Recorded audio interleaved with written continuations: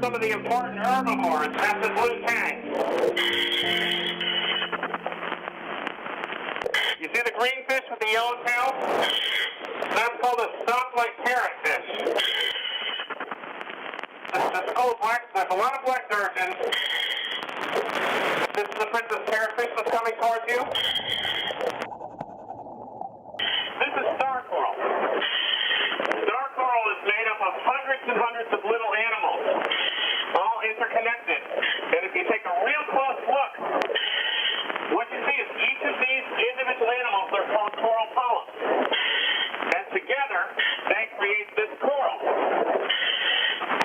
So this coral forms the whole framework for the reef.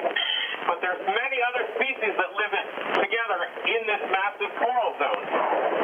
This coral is called the common brain coral, or Diploria strigosa. You can see several examples. This one, there's one over here, there's one here, there's one here.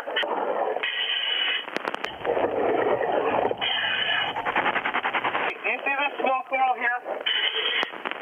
This is actually a completely different type of coral. This is what's known as a hydrozoan coral. This particular one is called fire coral.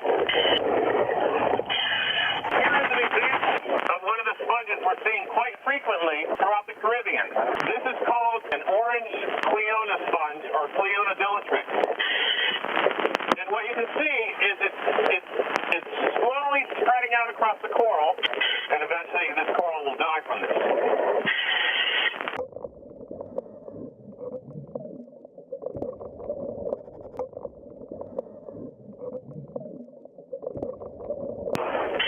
Okay, so we've come up into a little bit shallower water.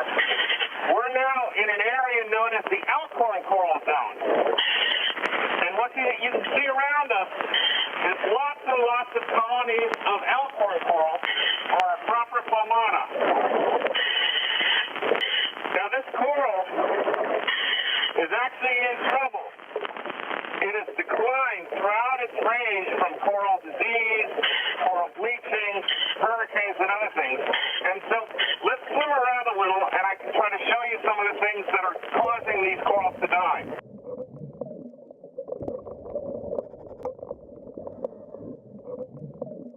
What you can see is right here, there's this area that's white, and it started at the edge of the coral, and it's slowly advancing across the colony. And so the area that recently died is this narrow band, and it's moving in this direction.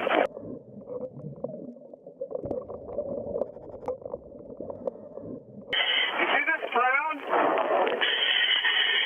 This brown organism is a sponge. It's called Cleona. And this sponge will actually overgrow the coral and dissolve its skeleton. And if you look up close, right here, you can see how the sponge is moving up, advancing up on the coral and killing it. This seems to all be part of this living coral. One of the problems with coral reefs is there's more and more macroalgae. And macroalgae isn't really a good thing. This stuff is an example of macroalgae. You don't want to see a lot of this on a reef.